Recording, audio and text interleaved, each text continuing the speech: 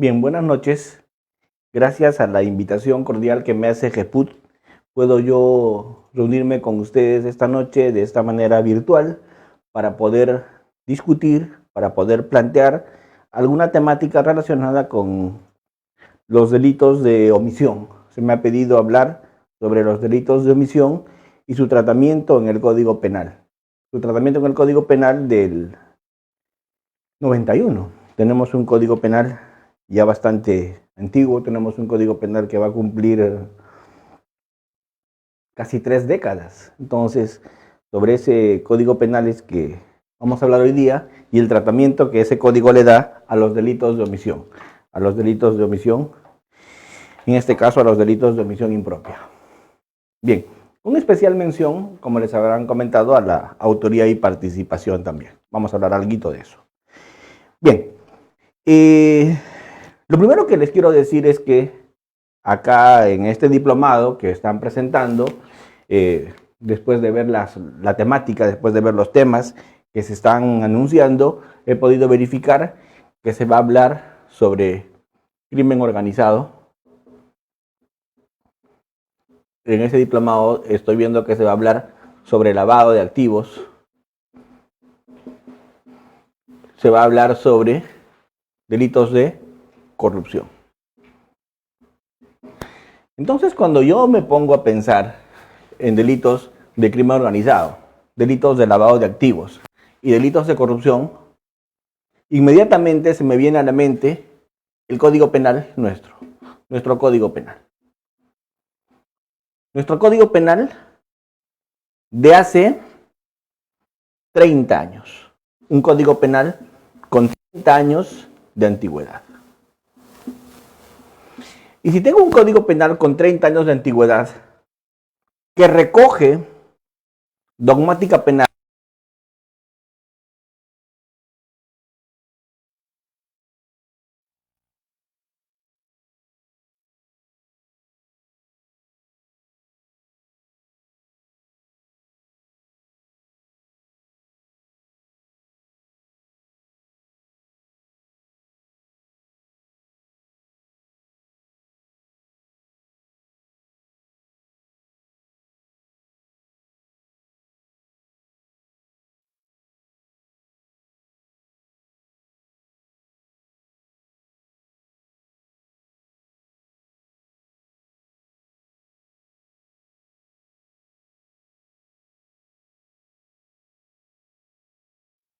pero en el año 91 recién entra en el Código Penal. Por lo tanto, nuestro Código Penal no está pensado en el delito de lavado de activos.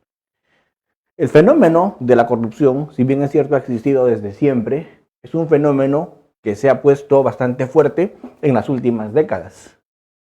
El tema del crimen organizado es un fenómeno que tenemos hoy día nosotros como una amenaza mundial, como una amenaza global, pero este fenómeno del crimen organizado es un fenómeno que no se ha dado sino en este siglo. No se ha dado sino en este siglo. Entonces, si el tema del crimen organizado es un fenómeno que se ha dado recién como fenómeno preocupante en este siglo, si bien es cierto ya profesores de la talla de Silva Sánchez decían, allá en el año 89, Silva Sánchez lo decía cuando escribió su libro La expansión del derecho penal, que el crimen se va a organizar, que el crimen se va a globalizar, que el crimen va a tener finalidad económica y va a ser muy complicado perseguirlo, ¿cierto? Entonces, si tengo este tipo de fenomenología, llámese crimen organizado, delitos como lavado de activos, delitos como tráfico ilícito de drogas, tengo que esta fenomenología delictiva siempre va junta, porque cuando hay corrupción hay lavado, cuando hay tráfico hay corrupción, cuando hay tráfico hay lavado, y todos estos delitos se cometen en un crimen organizado. Esta fenomenología va junta, porque no es posible entenderla de una manera aislada, de una manera separada, es una fenomenología que va junta. Si tenemos esta fenomenología que va junta, lo que se me viene a la mente es nuestro Código Penal, nuestro Código Penal, está preparado para asumir esa fenomenología? Yo creo que no. Porque, como repito, nuestro Código Penal tiene una visión causalista. Por ponerles un ejemplo, cuando hablamos de un tema que me han pedido hablar hoy día algo, cuando hablamos de autoría y participación, estamos hablando del artículo 23, del artículo 24, del artículo 25, del artículo 26, del artículo 27 del Código Penal. Y estos artículos, ¿qué me regulan? Me regulan los que conjuntamente, el que determina a otro, el que ayuda, incomunicabilidad de circunstancias, actuar por otro. Entonces esto está pensado en conductas activas. Está pensado en conductas activas. Está pensado en conductas de hacer. Está pensado en conductas de hacer. Está pensado en conductas activas. Está pensado en conductas de hacer. ¿Por qué? Porque en el causalismo se pensaba en la causación natural de un resultado. Se pensaba en la causación natural de un resultado. Cuando estábamos en tiempos del causalismo, esta autoría y participación de nuestro Código Penal, que habla de un autor directo, que habla de un autor mediato. Yo el Código Penal me lo sé casi de memoria. Y el Código Penal nos dice el que por medio de otro, los que conjuntamente, ¿qué está hablando ahí? Coautoría, autoría inmediata, autoría directa. O el que determina a otro. ¿De qué me está hablando? De instigador. O cuando me dice el que coopera, colabora. Cómplices. De una manera indispensable, primario. No indispensable, cómplice secundario, etc. Me está hablando siempre desde un punto de vista de una causación de un resultado. Por lo tanto, yo me atrevería a decir que toda nuestra autoría y participación está basada en causación de resultados. Nuestra autoría y participación está basada en causalismo. La pregunta es, en este último siglo, en el siglo actual, en nuestro siglo, ¿de qué estamos hablando en nuestro siglo? ¿Estamos hablando de conductas activas? Sí, también. Pero sobre todo en este siglo ya se empieza a hablar mucho de conductas no solo activas, sino sobre todo de conductas de omisión, de conductas omisivas. Cuando hablo de una omisión, no estoy hablando necesariamente de un hacer, sino yo estoy hablando de un no hacer. Estoy hablando de una omisión. Y cuando hablo de una omisión, ¿qué es una omisión? Una omisión es un incumplir un deber. ¿De acuerdo? Una omisión es un incumplir un deber. Cuando hablo de una omisión, estoy hablando de un incumplimiento de un deber. Toda omisión me trae un incumplimiento de un deber. ¿Cierto? Hay alguien que define la omisión y me lo define como un no hacer. La omisión es un no hacer.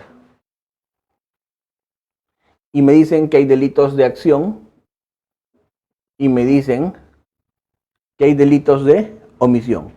Los delitos de acción son delitos de hacer y los delitos de omisión son delitos de no hacer. Sin embargo, eso no es tan exacto. No es tan exacto. Esto es para darnos una idea, seguramente a nivel de pregrado. Seguramente cuando estamos acercándonos al derecho penal, con esto nos podemos dar una primera idea, a través de una acción o a través de una omisión. ¿Sí?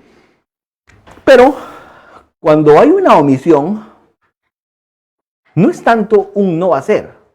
O sea, no es que en casos de conductas omisivas, el sujeto no haga nada. En conductas omisivas el sujeto sí hace algo. Sí hace algo. Pero hace algo distinto a su deber. O sea, si ustedes creen que para incurrir en una conducta de omisión, el sujeto se tiene que quedar paralizado, inmóvil, para que sea un no hacer, están equivocados. El no hacer, le pongo entre comillas, porque no se entiende así. El no hacer se entiende como que el sujeto sí hace algo, pero ese algo que sí hace es distinto a lo que tenía que hacer.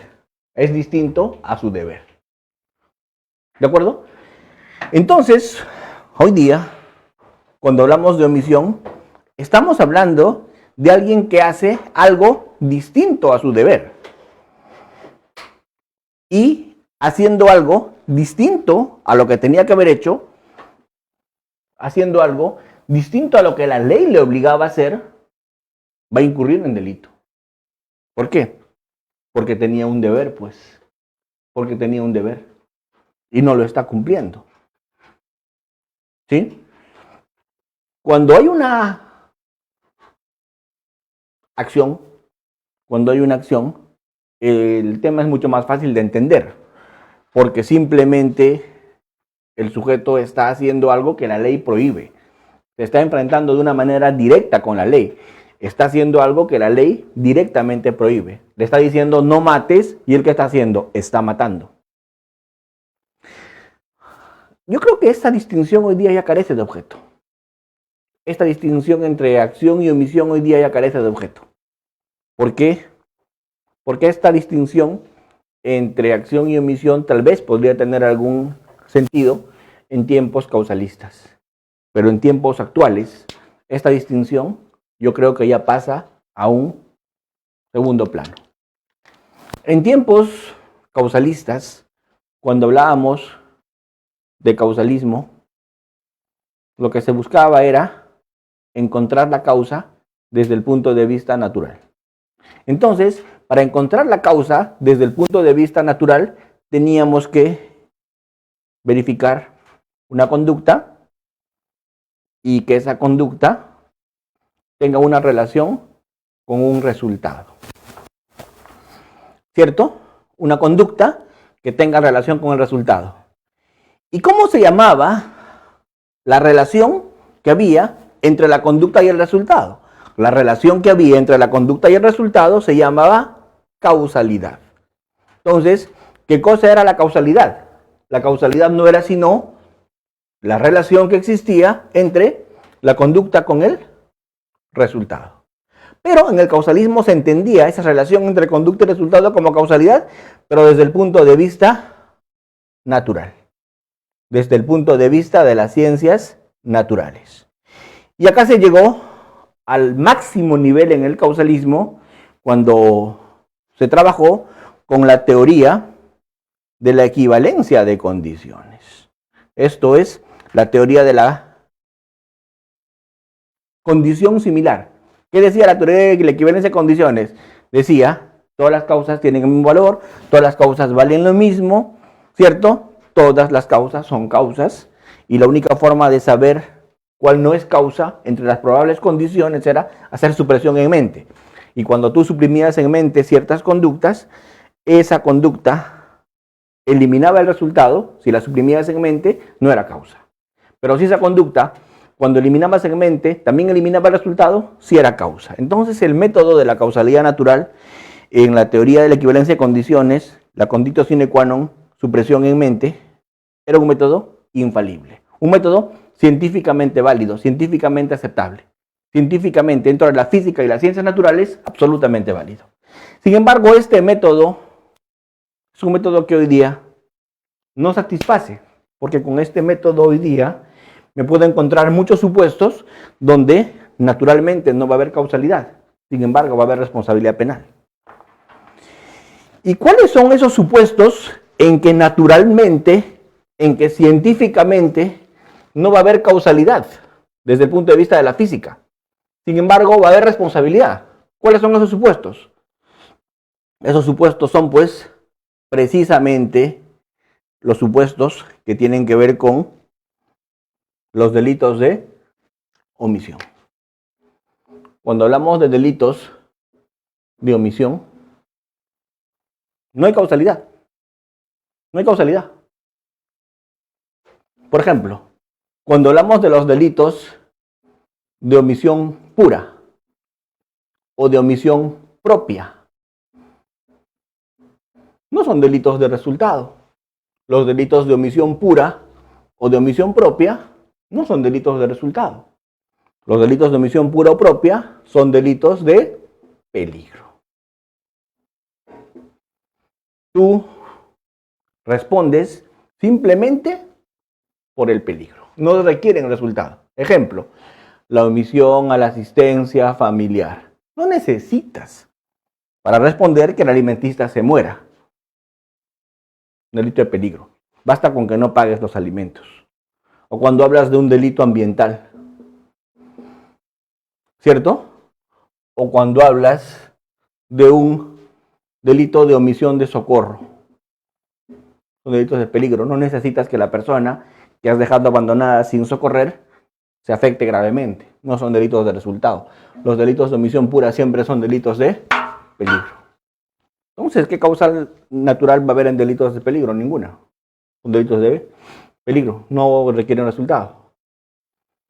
¿Dónde sí vamos a discutir? ¿Dónde sí vamos a discutir el tema de la causalidad? Es cuando hablemos de los delitos de omisión impropia. Los delitos de omisión impropia. Estos delitos de omisión impropia también son conocidos como delitos de comisión por omisión. Son delitos de comisión por omisión. Los delitos de omisión impropia o comisión por omisión. Y en esos delitos de omisión impropia o de comisión por omisión se va a responder por un delito previsto para ser cometido con una acción, pero se va a responder por un delito previsto para ser cometido por una acción a través de una omisión. Por ejemplo, cuando estamos hablando de un parricidio, se puede incurrir en un parricidio, que es un delito previsto para ser cometido con una acción, el que mata a otro, ¿cierto? A través de una conducta omisiva. ¿Cómo es que se puede incurrir en un parricidio por omisión? Cuando hay alguien que tiene un deber, y ese deber, ¿cuál es? Evitar el resultado. Por ejemplo, la madre. ¿Qué hizo la madre? No amamantó a su hijo. Esa no acción de amamantar a su hijo le puede haber generado la muerte por inanición. Entonces ahí estamos hablando de una comisión por omisión. Estamos hablando de una omisión impropia, una comisión por omisión. El bebé se murió porque le dejaron de dar de comer. El bebé se murió porque no recibió sus alimentos. Entonces es una omisión impropia, una comisión por omisión. Porque con esa omisión estás incurriendo en un delito de acción. ¿Cuál es? El delito de parricidio. ¿Cierto? O el lazarillo, al que se le ha confiado, que guía al ciego, y el lazarillo no hace nada para evitar que el ciego se meta a la pista y lo atropelle el metropolitano. Entonces allí ese lazarillo, con una omisión, no es que el lazarillo empujó al ciego para que caiga debajo de las llantas del metropolitano. Lo que hizo el lazarillo fue no evitar que el ciego cruce. Y cuando no evitó que el ciego cruce, el ciego murió. Entonces ahí estamos en un supuesto de omisión impropia o de comisión por omisión. Porque con un no hacer se ha incurrido en un delito previsto para ser cometido de acción. El Código Penal, en el artículo 13, me regula esto. El Código Penal en el artículo 13 me regula esto y me dice que esto pasa que se responde por un delito previsto para ser cometido a través de una acción, ejecutando una omisión, o sea, incurriendo en una omisión, cuando se tiene un deber. ¿Y cuál es ese deber? El deber es de garante. ¿Qué es un deber de garante? Es un deber de evitabilidad, un deber de evitar el resultado. ¿Quién tiene un deber de garante? Un deber de garante tiene alguien en quien la sociedad confía, alguien en quien el Estado confía y le ha dado una confianza especial. ¿Para qué? Para que precisamente evite ese tipo de resultados. Le ha dado una confianza especial para que precisamente evite ese resultado no querido. La sociedad confía en las mamás para que los bebés que recién nacen se alimenten. La sociedad confía en los funcionarios públicos elegidos para que cuiden el dinero de todos los peruanos. La sociedad confía en los salvavidas para que los niños que están nadando en la piscina no se ahoguen. Yo confío en mi seguridad, en mi escolta, porque él tiene un deber que es defenderme frente a un ataque. Entonces hay determinados grados de confianza que la sociedad nos da. Entonces, cuando ese grado nos da, nosotros tenemos un deber, los que tenemos ese deber. Y ese deber es de evitar esos resultados que nos han pedido que evitemos. Y cuando somos garantes, tenemos pues ese resultado que evitar. Resultado que evitar. Ese resultado no se debe producir porque nosotros estamos para evitar precisamente que ese resultado se produzca. Cuando nosotros creamos un peligro, cuando tenemos un actuar precedente que genera un peligro, ese actuar precedente que genera un peligro nos va a obligar como seres humanos a asumir cualquier nivel de consecuencias que tenga el hecho de haber actuado de esa manera, haber creado un riesgo no permitido. Entonces ese actuar precedente me va a volver garante. Y me va a volver garante y me va a dar el deber de evitabilidad. Entonces estos delitos de omisión propia o de comisión por omisión parten de una premisa. ¿Y cuál es esa premisa? El incumplimiento de un deber. ¿Qué deber? El deber de garante que se tiene y no se cumple. El deber de garante que se tiene y no se ejecuta. ¿Quién tiene un deber de garante? Alguien al que la ley le da ese deber. Un funcionario público, a un papá, a una mamá. La ley le da ese deber. ¿Quién más tiene el deber de garante? Tiene un deber de garante, por ejemplo, alguien al que la ley no le dio ese deber, pero se obligó voluntariamente a través de un contrato. Estoy hablando de un guardaespaldas, un salvavidas. Ese tipo es un garante por contrato. La ley no le obligaba, él se obligó solo, a través de un contrato. Asumió ese deber de garante, ¿cierto? Luego tengo un deber de garante por injerencia, por actuar precedentemente. Cuando he actuado de cierta manera y he creado peligros, me convierto en garante respecto a los demás de los peligros que yo estoy creando. Esto le llamamos injerencia, o sea, actuación precedente, creación de peligros, creación de riesgos y la posibilidad de, la obligación de neutralizarlos, porque me vuelvo garante del riesgo que he creado, ¿cierto? Esto también, según doctrina, hay un Armin Kaufmann, trabaja muy bien este tema, es un alemán que el siglo pasado sacó un libro muy interesante sobre el deber de garante en la omisión impropia, y ahí pues él pone muchos supuestos, ¿cierto? Schunemann ha trabajado muy bien este tema de la omisión impropia, entonces de la escuela alemana, que es la escuela que nos informa en derecho penal a nosotros, a través de España, que es una suerte de nexo que nos pasa estas teorías, ¿cierto? Con algunas distancias, ¿no? Nosotros ya quisiéramos tener una legislación como la que tiene México, por ejemplo, en algunos estados donde su código penal le dice cuáles son los supuestos donde tú eres garante y puedes incurrir en un delito de omisión impropia, una regulación acorde a este tiempo, donde me ponen todos los tipos y todos los niveles de garante. Entonces, tienen una regulación de pronto mejor que la que tenemos nosotros. Me definen el dolo, me definen la conducta. Entonces, digamos que es un derecho penal que está, digamos, más bien, seguramente perfectible, pero por lo menos pensando ya en estos tiempos. Cosa que en el Perú no hemos hecho. Porque en el Perú tenemos un código penal que no está pues para estos tiempos. No está a la altura de la criminalidad contemporánea. Porque la criminalidad contemporánea, primero, ya no es una criminalidad a la que se le tiene que perseguir con verificación de un nexo causal natural, para que a partir de allí funcione la autoría y participación clásica. Eso en criminalidad organizada hace agua. Eso en anticorrupción hace agua. En lavado de activos también. Y no se los digo porque lo he leído en un libro o porque acabo de llegar de Alemania y he aprendido esto. Yo habré tenido pues mis estudios de posgrado en España, estaré terminando una maestría en Medellín, tendré estudios fuera, pero eso es lo de menos, eso no interesa, no importa. ¿De acuerdo? Lo que importa es que he pasado por las fiscalías de lavado de activos como fiscal superior. He estado en criminalidad organizada, he estado viendo temas de crimen organizado en la Corte Suprema, en la Fiscalía Suprema, que veía este tipo de delitos. He estado en anticorrupción. Entonces, si algo les estoy hablando es lo que estoy viendo en mi experiencia.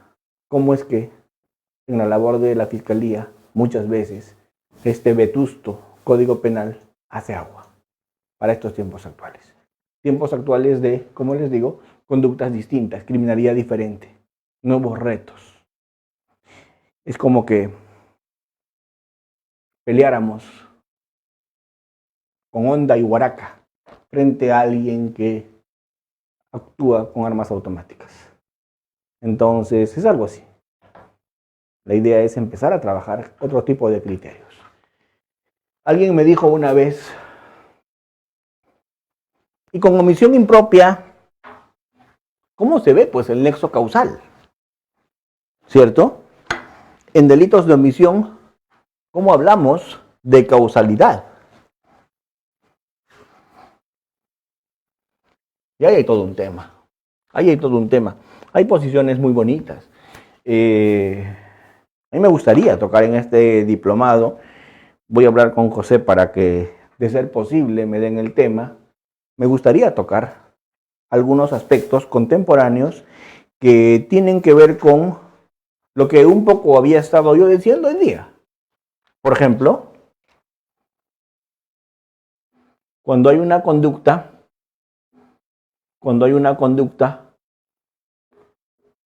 de omisión. Cuando hay una conducta de omisión.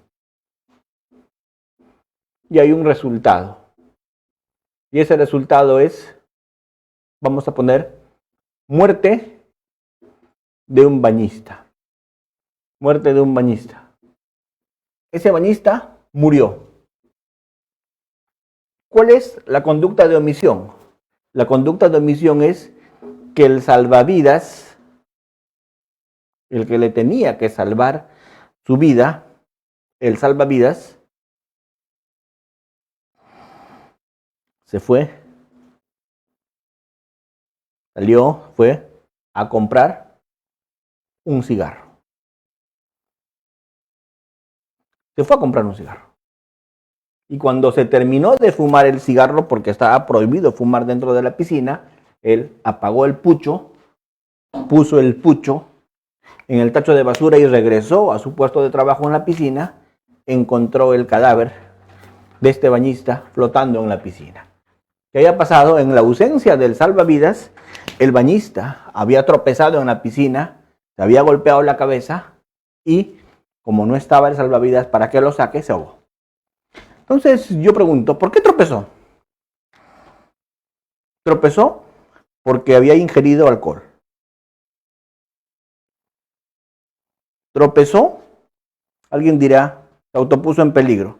No voy a entrar en esa discusión. No debió consumir alcohol. Ya, No voy a entrar en esa discusión. Ya, vamos a olvidarnos de esto, para que no salgan los filósofos hoy día a hacerme preguntas que me van a desviar el tema de lo que quiero tocar. Ya, a este señor lo empujaron. ¿Qué ocurrió? Lo empujaron. ¿Quién lo empujó? Un amigo que le jugó una broma. Lo empujó y salió corriendo. Y como él se cayó a la piscina y se golpeó la cabeza y ni el amigo se dio cuenta que lo empujó, que se estaba ahogando, el amigo se fue y para que no le pegue desapareció, pero se golpeó la cabeza y se ahogó. La pregunta es, hay una conducta de acción. Hay una conducta de acción. ¿De quién es la conducta de acción? Del que lo empujó. El que lo tiró a la piscina y lo empujó, incurrió en una conducta de acción. Ese incurrió en una conducta de acción porque lo tiró a la piscina y lo empujó. Pero el salvavidas incurrió en una conducta de omisión. ¿Por qué? Porque no estuvo en su puesto de trabajo, porque incumplió su deber, porque incumplió el deber al que él se había comprometido, incumplió el deber que tenía el salvavidas. ¿Qué deber incumplió? Él tenía un deber de garante. Y ese deber de garante que tenía el salvavidas incumplió, porque se fue, porque salió, porque no estuvo, porque se estaba fumando un pucho mientras eso estaba pasando. La pregunta es, ¿cómo regulas en este caso que estoy contando el tema de la causalidad? ¿Cómo es que regulas el tema de la causalidad en el caso que estoy contando? Obviamente, si vamos a hablar de causalidad natural, quien va a responder por la causalidad natural es el que lo empujó, el que le jugó una broma. Si no lo empujaba, no caía.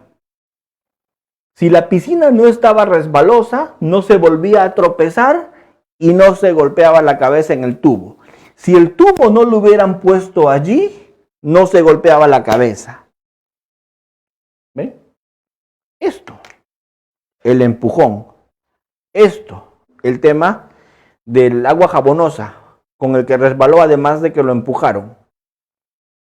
¿Es causalidad natural? Sin lugar a dudas. Porque si tú suprimes en mente y aplicas la técnica de la teoría de la equivalencia de condiciones, aplicas la técnica de la conditio sine qua non con el método supresión en mente y tú suprimes en mente la conducta del que lo empujó, el tipo seguiría vivo. Si suprimes en mente el agua jabonosa donde se volvió a resbalar y se cayó más fuerte y se golpeó de cabeza, seguiría vivo. Porque si simplemente lo habrían botado a la piscina no le habría pasado nada. Porque el tipo además sabía nadar. ¿Ven?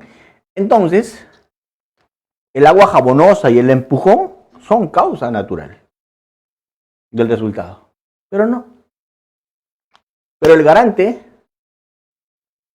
que no estuvo, no está en el proceso causal. No seamos ingenuos. Claro, hay algún autor por ahí, viene Silva Sánchez y nos dice proceso causal salvador. Eso es jarabe, pues eso es jarabe de lengua. Eso es alejado de la realidad. Proceso causal salvador, qué bonito, suena bien sexy, ¿no? Proceso causal salvador.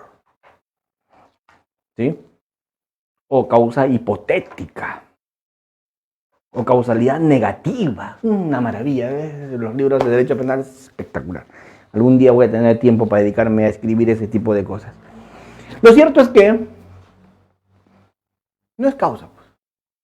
No es causa. Las ciencias naturales no es causa. Como causa natural, no es causa. ¿Por qué?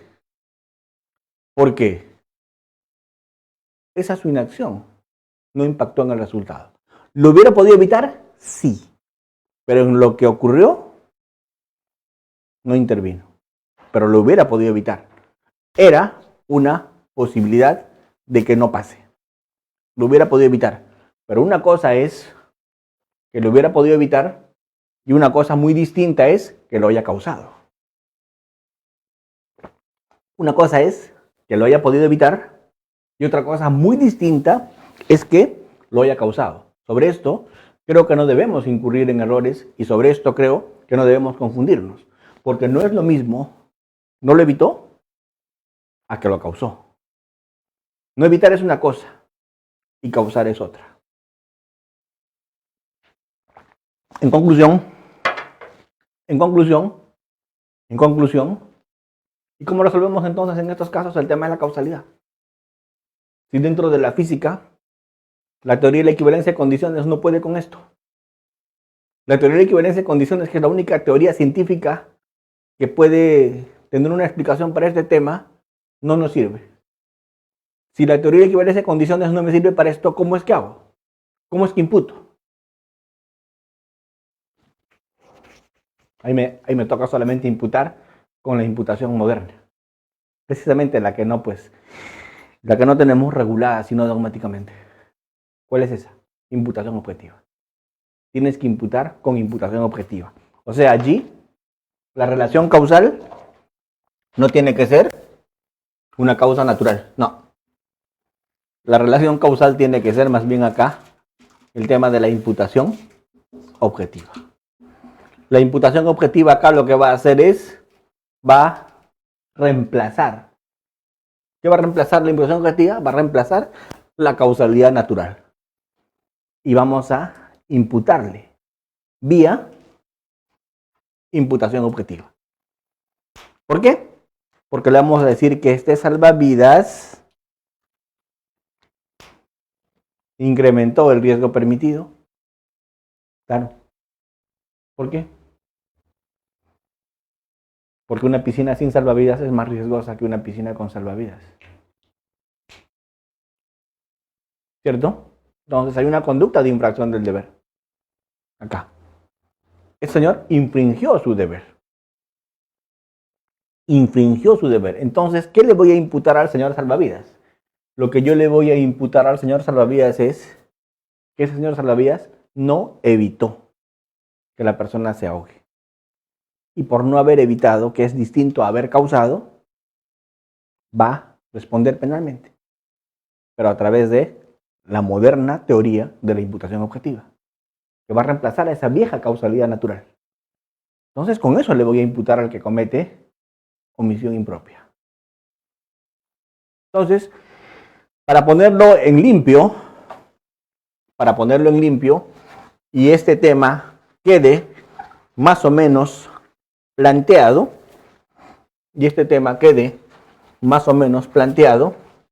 ¿sí?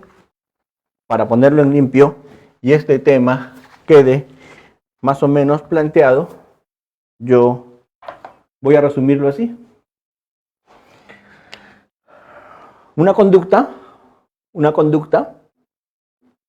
puede ser de acción, vamos a ponerle activa, o puede ser una conducta de omisión. Y esa conducta de omisión puede ser omisión pura o puede ser una omisión impura, impropia. Pura, también conocida como omisión propia, propiamente dicha. Y la otra omisión, que es la omisión impropia. ¿Qué es la omisión impropia? Bueno, algunos exquisitos la distinguen de la comisión por omisión, pero bueno, yo me alineo a la doctrina que dice que es lo mismo. La omisión impropia, también conocida como la comisión por omisión. La omisión impropia, también conocida como la comisión por omisión. ¿Y qué es el tema de la omisión impropia o comisión por omisión? Es, vamos a decir, de una manera bastante sencilla, es la omisión por la que se comete un delito tipificado por ley como de conducta activa, matar, lesionar, contaminar, como de conducta activa, a través de una omisión. O sea, el código está tipificado como de conducta activa y se comete mediante una omisión. La conducta de acción es una conducta muy sencilla que ni siquiera merece explicación. Casi todos los tipos penales en nuestro código penal están tipificados como de conducta activa. El que lesiona, el que mata, el que se apodera, el que daña. Es conducta activa. Acá no hay problema. De conducta activa no hay problema, porque casi todo el código está regulado como de conducta activa. Sin embargo, existen muchas conductas también de omisión pura o propia. ¿Qué quiere decir una omisión pura o propia? El código regula la conducta en su texto como de conducta omisiva. Por ejemplo, omisión a la asistencia familiar, omisión de socorro, omisión de entrega de información, omisión de pago de impuestos, etc. Lo que son conductas omisivas. Acá en este tipo de conductas omisivas, omisión propia, el código regula la conducta en su texto como conducta omisiva. El código regula la conducta en su texto como conducta omisiva. Estamos hablando de el código que regula la conducta en su texto como conducta omisiva. No tenemos mayores problemas en entenderlo, porque la misma regulación legislativa nos describe una conducta omisiva. La palabra omite está en el texto. La palabra omite está en el texto. ¿De acuerdo? Y son omisiones que no necesariamente son omisiones de salvataje. La única omisión de salvataje será pues el tema de la omisión de socorro. El resto no son omisiones de salvataje, el resto son omisiones que tienen que ver más bien con aporte a ciertas cosas. Cuando omito entregar información a la UIF, es un aporte de entrega de información, no tiene nada que ver con un salvataje. Cuando no pago impuestos, cuando contamino el medio ambiente, ¿cierto? Son otro tipo de omisiones. No solamente estamos hablando de omisiones de salvataje, en estas omisiones puras. Pero no tienen ningún problema porque la conducta está regulada como de conducta omisiva. ¿Cuál es el problema? El problema es acá. El problema es acá. Donde se complica la figura y donde se complica todo y donde sí requiere mucha explicación es acá. Acá es el problema. ¿Cuándo? Cuando estamos hablando de omisión impropia o comisión por omisión. Porque cuando estamos hablando de omisión impropia o comisión por omisión, estamos hablando de que se comete un delito tipificado para ser realizado por una conducta activa a través de una omisión. Y estoy evitando hoy día hablar de no hacer, porque antes hablaba de no hacer y cuando hablaba de no hacer, la gente lo entendía más y decían omisión es un no hacer. Hoy día estoy evitando decir no hacer. Estoy llamándole por su nombre, omisión. ¿Por qué no estoy poniendo no hacer? Porque ya en la universidad me ha pasado que mis alumnos me han respondido en el examen como que no hacer es quedarse inmóvil, como que no hacer es quedarse quieto, como que no hacer implica como que el chapulín colorado haya venido con su chicharra paralizadora y tú te has quedado ahí. No estoy hablando de eso. Estoy hablando que en una conducta omisiva no es que te quedas inmóvil como que el chapulín colorado te haya puesto su chicharra paralizadora. No. Estamos hablando de una conducta omisiva cuando haces todo menos lo que debías haber hecho. Haces todo menos lo que debías haber hecho. Por eso es que muchos delitos de infracción del deber se cometen vía comisión por omisión o omisión impropia. Cuando yo trabajaba en las fiscalías anticorrupción, cuando era fiscal de delitos de corrupción, me encantaba imputar así, con omisión impropia o comisión por omisión. ¿Por qué? Y claro, me daban duro los abogados de alma. ¿En qué tómbola habrá ganado su título Almanza? Almanza sabe de derecho lo que yo de física nuclear, ¿cierto? Capaciten a ese pobre fiscal. Eran cosas que se oía decir, ¿cierto? Entonces, ¿por qué? Porque yo a los funcionarios les imputaba no por haber hecho una conducta activa. Les decía, tú has hecho todo menos lo que debías haber hecho. Tú has hecho todo menos tu deber. Tú has hecho todo menos para lo que el Estado te pagaba. ¿Eso qué es? No te has tirado inmóvil, pero no has cumplido tu rol. Si quieres hablar de roles, no has hecho lo que tenías que hacer en tu condición de garante.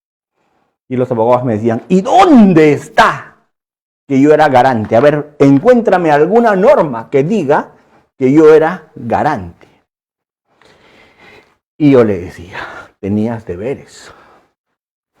Y si bien es cierto, en el Perú hay una paupérrima regulación respecto de cuándo eres garante y cuándo no, y eso puede prestarse a indubio pro reo y por ahí salir con salidas metafísicas, en el sentido de que no se ha incurrido en responsabilidad, ¿cierto?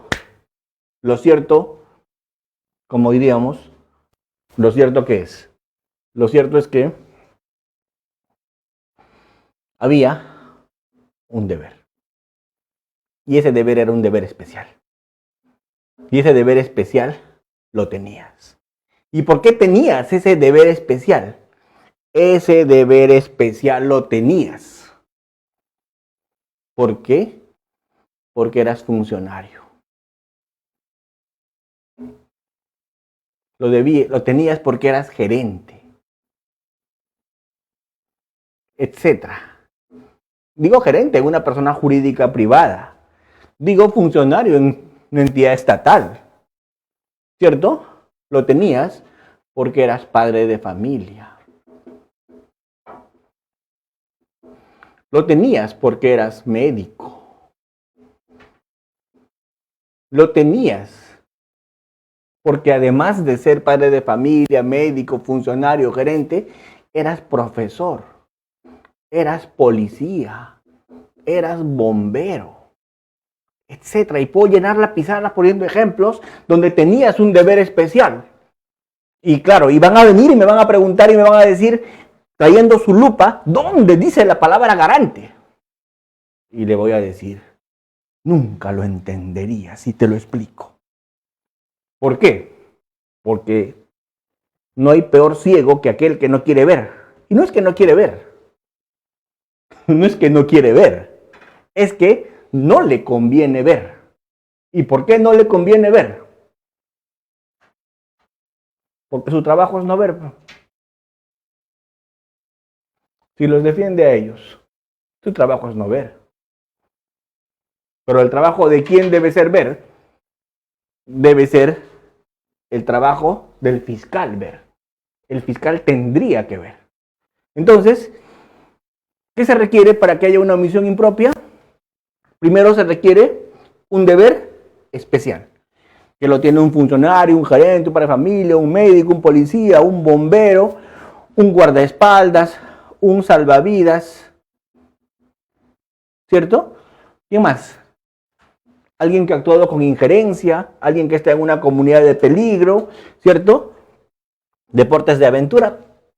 Y podemos llenar la pizarra. Es más, en este diplomado, José me dice que va a haber una clase solamente para hablar de cuándo tienes el deber especial de garante, al que hace mención el artículo 13 de nuestro Código Penal.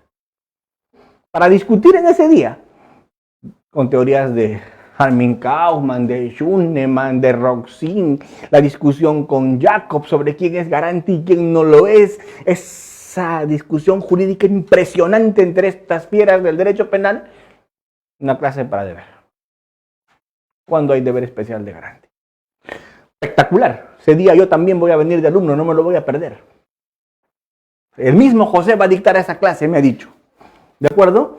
Entonces, acá, primer requisito para que haya una omisión impropia. Primer requisito para que haya una omisión impropia, que haya un deber especial de garante. Segundo, ese deber de garante no se cumplió. ese deber de garante no se cumplió, habiendo posibilidad de cumplirlo. No se cumplió y era posible que se cumpla. No se cumplió. Ese deber de garante no se cumplió.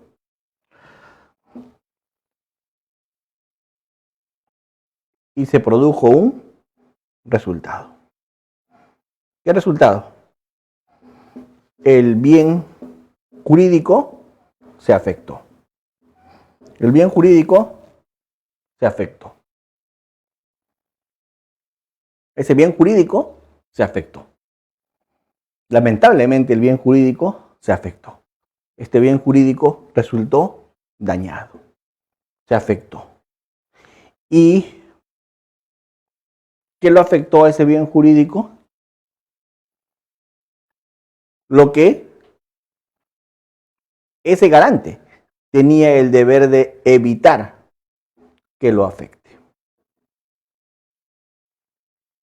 Esta parte es la más bonita. Porque ese garante tiene un deber.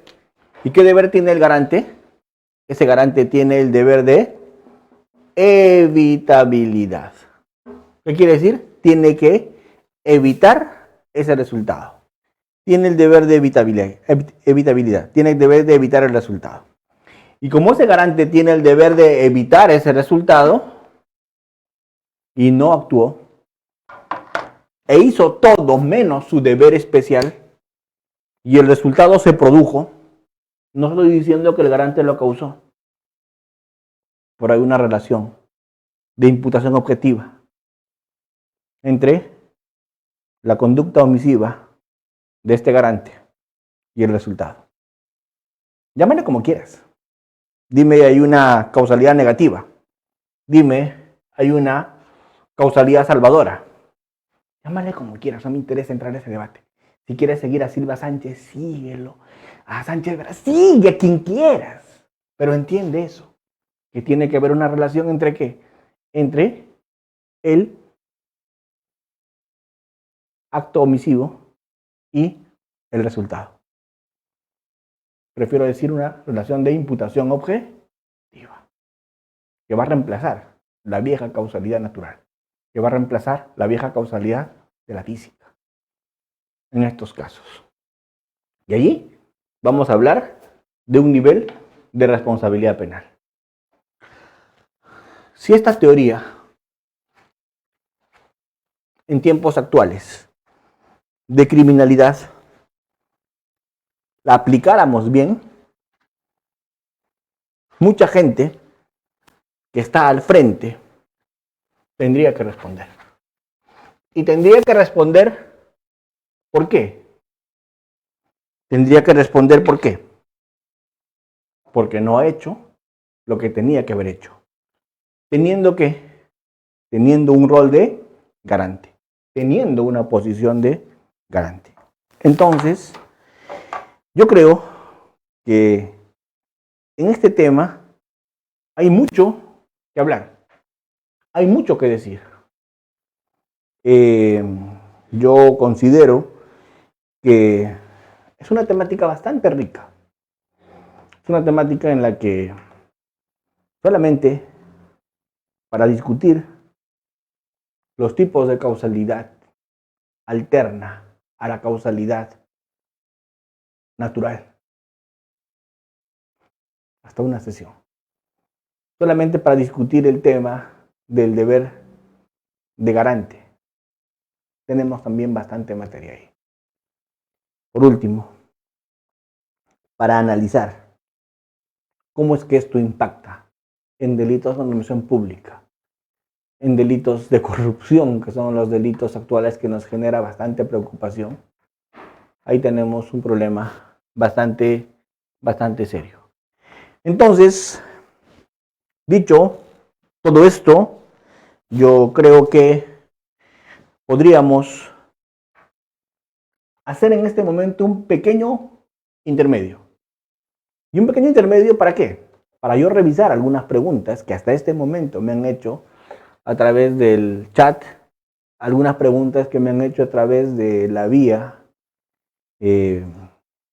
de los mensajes para tratar de poder discutir y poder absolver en la medida de mis posibilidades. ¿Sí? Como les digo, este tema es muy rico, este tema es muy amplio, este tema es muy grande. Pero no se puede dejar de lado estos aspectos. El tema de los delitos por omisión, el tema de la imputación objetiva en este tipo de delitos, el tema de la infracción del deber y la autoría de participación, el tema de los tipos de autoría, el tema de la autoría mediata, por ejemplo, en aparatos organizados de poder, ¿cierto? El tema de los niveles de conducta, ¿cierto? Todo eso voy a seguir conversando después de este pequeño intermedio. Gracias, autores.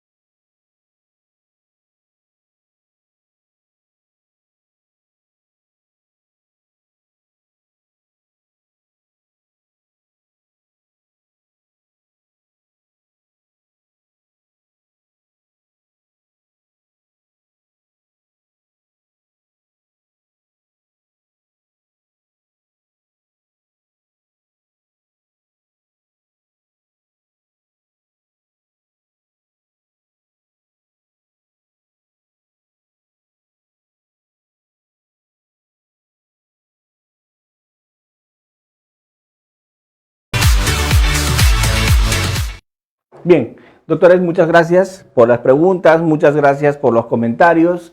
De hecho, que este tipo de evento era solamente una presentación, era para plantear alguna problemática, para plantear algunos temas, pero no para agotar el tratamiento de todas estas figuras, ¿no? Sin embargo, yo no quiero dejar de responder algunas preguntas que me han hecho. Me han estado preguntando respecto a la discoteca donde han muerto algunas personas, en el sentido de si hay responsabilidad y de quién. Este tema de la discoteca es un tema bien sensible, es un tema que está en giro. No lo voy a responder exactamente con esa discoteca, pero tal vez puedo hacer un comentario de lo que pasó en la discoteca Utopía. No estoy diciendo que sea un caso similar, pero las instituciones que voy a tocar, de repente cuando recuerde el tema Utopía, puede que sean parecidas o de alguna aplicación a las instituciones que se van a utilizar en el tema de Resto Bar en Los Olivos. ¿Sí? Muy bien. Luego me preguntan también por el tema de la conducta, que también voy a yo hablar un poco acá. Sí, pues, yo entré de frente a hablar de omisión y no hablé de conducta. Vamos. Sobre el tema de la conducta, ¿qué les puedo decir? A ver, lo primero que les tengo que decir sobre el tema de la conducta es que el derecho penal protege, ¿sí?, bienes jurídicos. El derecho penal está para proteger bienes jurídicos. Sin ninguna duda, el derecho penal está para proteger bienes jurídicos. Creo que en esto, de que el derecho penal está para proteger bienes jurídicos, el mismo Günther Jacobs está de acuerdo. ¿Cierto? Roxin dice siempre que el derecho penal está para proteger bienes jurídicos. Jacobs le hace alguna matización. Jacobs dice, el derecho penal está para proteger bienes jurídicos, pero no de todo. Sino, Jacobs dice, el derecho penal está para proteger bienes jurídicos de ciertas afectaciones. De ciertas afectaciones. O sea, no es que el derecho penal va a proteger bienes jurídicos de todo. No, pues no es así. El derecho penal está para proteger bienes jurídicos de ciertas afectaciones. ¿Y cuáles son esas ciertas afectaciones? Conductas. Pero conductas humanas. El derecho penal está para proteger bienes jurídicos de ciertas afectaciones respecto de conductas humanas. No estamos hablando de afectaciones de animales. Imagínense ustedes que me ataca un tigre hambriento para devorarme, o un perro salvaje, un pitbull, y yo le digo artículo 106 del Código Penal. Le digo artículo 106 del Código Penal, el que mata a otro. Pues el perro no entiende de eso. Igual me va a devorar seguramente, igual me va a comer la fiera salvaje. Entonces, estamos hablando de conductas humanas, no de conductas animales. ¿Cierto? ¿Está para protegerme? Todavía nuestro Código Penal no está al 100% para protegerme de conductas realizadas por personas jurídicas. Nuestro sistema penal no está preparado para eso. Todavía. Si bien es cierto, la ley 30.424, de su reglamento, me regulan hasta 6 delitos que se pueden seguramente imputar de manera de responsabilidad administrativa a personas jurídicas. Nuestro Código Penal no está preparado para eso. Nuestro Código Penal todavía hace agua en el tratamiento de personas jurídicas porque nuestro Código Penal está pensado en consecuencias accesorias respecto a las personas jurídicas, en que las personas jurídicas son instrumentos para cometer delitos, equiparables tal vez a una pistola, ¿cierto? Entonces, sin embargo, creo que hoy día la discusión es mucho más profunda que esa. Países, por ejemplo, en el Common Law es un tema bien simple, se puede ir respecto de personas jurídicas, se puede ir respecto de bienes, lo que en el Perú en materia penal todavía no pasa. Entonces la conducta tiene que ver con conductas humanas. Esto lo explico por lo que me han preguntado en el intermedio. No por conductas animales, sino por conductas humanas. No por conductas de personas jurídicas, sino por conductas humanas. Pero tampoco por afectaciones, ya les dije, no afectaciones animales, tampoco afectaciones de la naturaleza. Imagínate un sismo que mata miles de seres humanos. Nuestro Código Penal no está para protegernos respecto a ese tipo de afectaciones. O de una pandemia que también puede matar miles de personas. Definitivamente la comparación es dura, pero el Código Penal no está para proteger de esto. Porque ¿esto qué es? Estas son... El Código Penal lo dice. Artículo 20. Si revisas el artículo 20 del Código Penal, te dice fuerza física irresistible, procedente de un tercero de la naturaleza. Estas pues, pandemias, terremotos, sismos. ¿De acuerdo? Entonces, ahí tampoco está el derecho penal. No está para protegerte de pandemias, de fieras, de terremotos. Son fuerzas físicas irresistibles. Está para protegerte de conductas humanas. Y de conductas humanas voluntarias. De conductas humanas conscientes. ¿Cierto? Entonces, por ahí tenemos que entender eso. De la conducta. Ya. ¿Por qué tuve que explicar esto? ¿Por qué me vi precisado a explicar esto? Me vi precisado a explicar esto por una sencilla razón. ¿Y cuál es esa sencilla razón por la que me vi precisado a explicar esto? Porque, doctores, puede ser que respecto de una conducta animal responda un ser humano. Sí. Respecto de una conducta animal puede responder un ser humano, si es que ese ser humano era el garante o el dueño del animal. Si yo tengo una fiera salvaje a mi cargo, si yo tengo un perro pitbull en mi casa y es mi mascota, lo que tengo que hacer es evitar que ese perro pitbull, que es mi mascota, ataque, dañe, perjudique, afecte a algún ser humano. Porque si lo hace, yo voy a responder. Porque yo era garante respecto de ese perro. Yo voy a responder respecto a ese animal. ¿Por qué? Porque yo tenía el deber de evitabilidad, evitar que ese perro lesione. Voy a responder por omisión impropia o comisión por omisión. Igual, si yo tengo un vehículo y lo dejo mal estacionado y el vehículo se rueda y golpea a alguien, yo voy a responder por no haber dejado bien asegurado el carro. Porque yo era garante respecto de eso.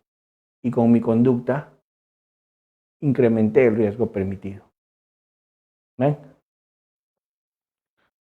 Entonces, tengo que empezar a analizar todo esto en función a lo que ya hemos conversado, que es en función de la omisión impropia o la comisión por omisión. Así que al colega que me preguntó respecto de esto, de la conducta, creo con esto haberle respondido. Ese librito que hace más o menos 20 años publicó y lo trajo a Lima, 50, 60 páginas, creo que tenía el librito Jacobs, habla un poco respecto de este tema del que acabo de expresar. Muy bien. Respecto a la otra pregunta que me habían hecho de la discoteca. No voy a hablar de esa discoteca, pero voy a hablar de la discoteca Utopía. ¿Qué ocurrió con el tema de la discoteca Utopía? Con el tema de la discoteca Utopía, ocurrió que en esa discoteca se hacían fiestas. Se hacían fiestas en un local cerrado. Esto era una fuente de peligro. Los encargados de esa discoteca, que era un local cerrado, que era una fuente de peligro, estaban creando un riesgo. ¿Y qué hicieron? Omitieron un sistema contra incendios. Como no tenían un sistema contra incendios, y se produjo un incendio, cuando se produjo un incendio, el incendio quemó la discoteca Utopía, murieron, no recuerdo si fueron 29 personas, tal vez más, murieron 29 personas asfixiadas en la discoteca Utopía. La pregunta es, ¿fue una conducta activa la que hicieron los responsables de la discoteca Utopía? ¿Fue una conducta activa? No. Fue una omisión. ¿Fue una omisión de qué? Los miembros de la discoteca Utopía realizaron una omisión de qué? Una omisión de sus deberes de garantes que tenían por ley. Porque ellos eran garantes de esa discoteca, que era una fuente de peligro al ser un local cerrado que ellos se habían creado. Entonces se volvían garantes. Y al no tener un sistema contra incendios, y al haber omitido eso que era su obligación legal, ellos respondieron por ese resultado muerte. Pregunto, ¿alguien podrá decir que los que han sido condenados y de los que se reservó su proceso en la discoteca Utopía causaron el resultado con su accionar? Yo creo que no. Yo creo que no causaron el resultado con su accionar, pero sí lo pudieron evitar. Sí podían haber hecho algo para evitarlo. Si hubieran hecho lo que su obligación les imponía hacer, que era tener un sistema contra incendios, tal vez esa tragedia no habría pasado. Hubieran podido evitar. ¿Ya? Si quieres, llámale una causalidad salvadora. Si quieres, llámale una causalidad negativa. Lo cierto es que esto no lo hicieron. Y eso era su deber. Y como se produjo un resultado, ellos incumplieron su deber, ellos merecen responder. Tienen y deben responder por ese tema. Esa es la idea. Esa es la idea. De eso se trata cuando hablamos de omisión impropia. Y cuando hablamos, y termino, cuando hablamos de omisión impropia,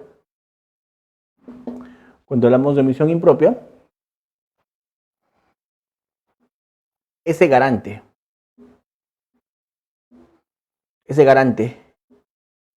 que omitió, que incumplió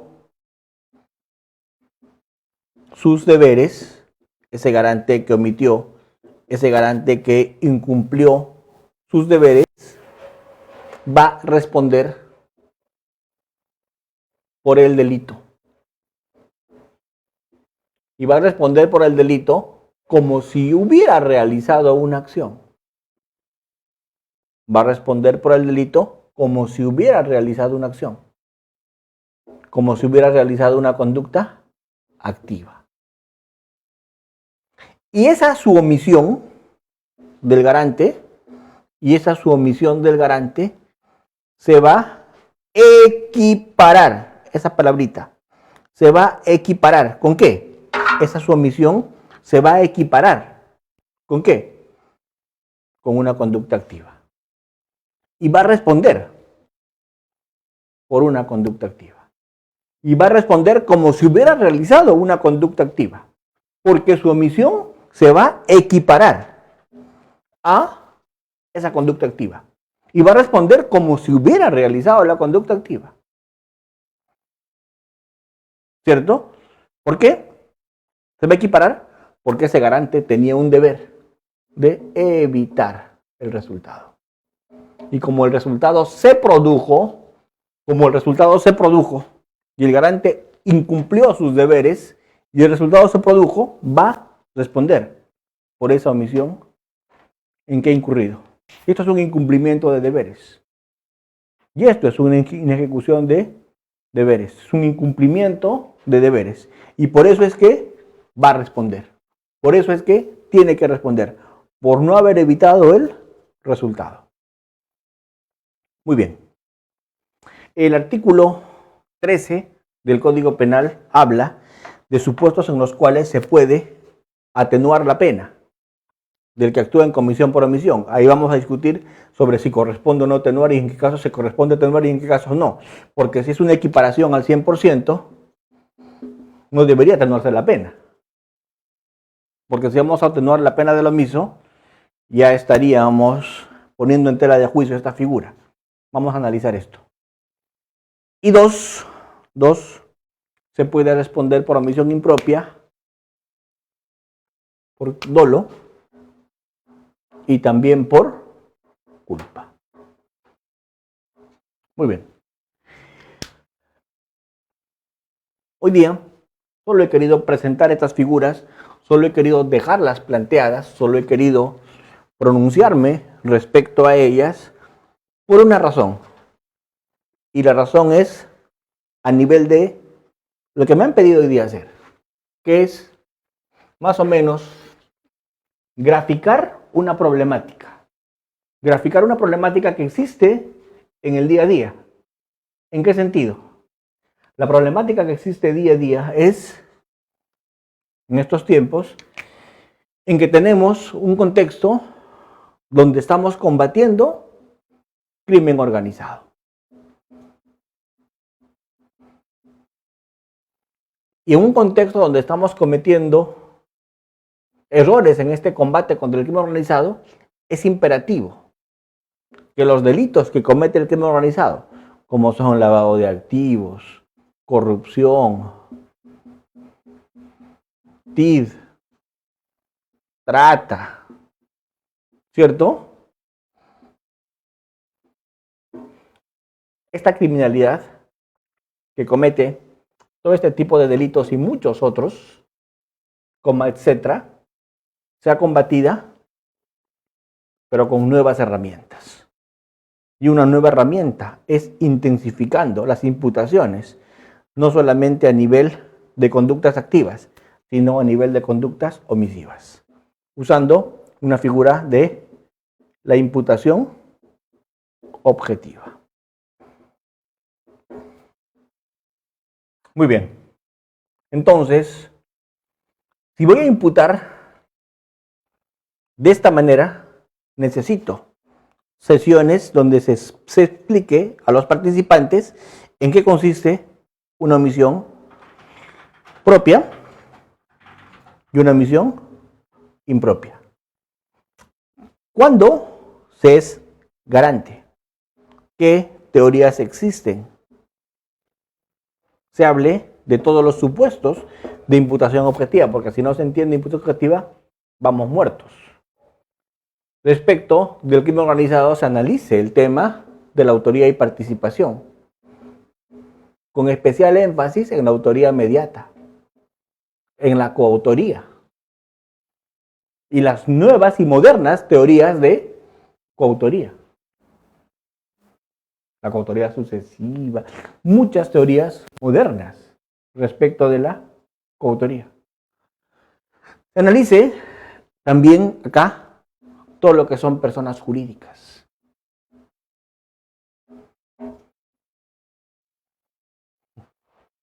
Se verifique en esta temática formas modernas de combate contra los bienes. Entonces, este viejo derecho penal, donde los bienes se combatían vía consecuencia accesoria, comiso, consecuencia accesoria, artículo 102 del Código Penal, toca reemplazarlo por extinción de dominio, decreto legislativo 1373. Este viejo modelo de consecuencias accesorias respecto de personas jurídicas, toca reemplazarlo por responsabilidad directa de las personas jurídicas, ley 30.424, reglamento, ¿cierto? Estas modalidades de imputación objetiva tienen que entenderse, internalizarse y aplicarse. La autoridad mediata en aparatos organizados de poder tiene que tomar cuerpo.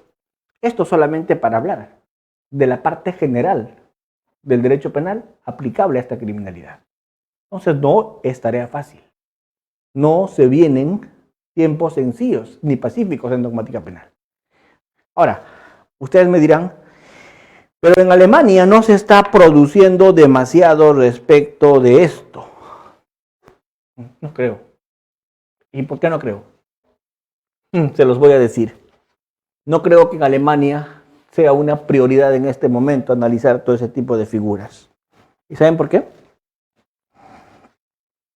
Porque No estamos, pues, acá pensando en realidades de ese tipo de países. No estamos pensando en criminalidad que existe en Luxemburgo. El día que por esos países tengan la criminalidad que tenemos nosotros acá, tal vez se preocuparían más en buscar salidas y alternativas viables. Lo cierto es que la criminalidad en nuestro continente, en Centroamérica también, y en estos países de la región nos está rebasando y nos está ganando la batalla por goleada. Termino con esto.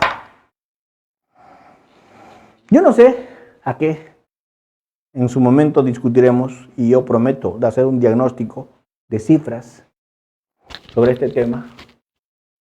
Yo no sé por qué, pero se respira lavado de activos. Se respira corrupción en este país.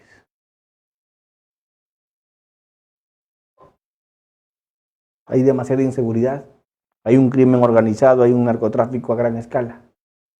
Pero vamos a contar cuántos internos hay por ese tipo de delitos en los penales. Parece ser que en los penales está solamente la gente pobre. Me he tomado la molestia de mirar cuántos detenidos hay por delitos de corrupción hoy día en los penales. Y la verdad es que no lo voy a decir por un tema de no generar zozobra. Pero con los últimos que estaban detenidos terminaron de irse con el tema de la pandemia. Parece que el proceso penal nuestro está para moler carne de pobre. Porque en TIDE están los microcomercializadores presos. En lavado de activos creo que no hay nadie en la cárcel. En corrupción tampoco. Entonces tenemos unas cifras por esos delitos parecidos a los de, no sé, pues Noruega, Finlandia,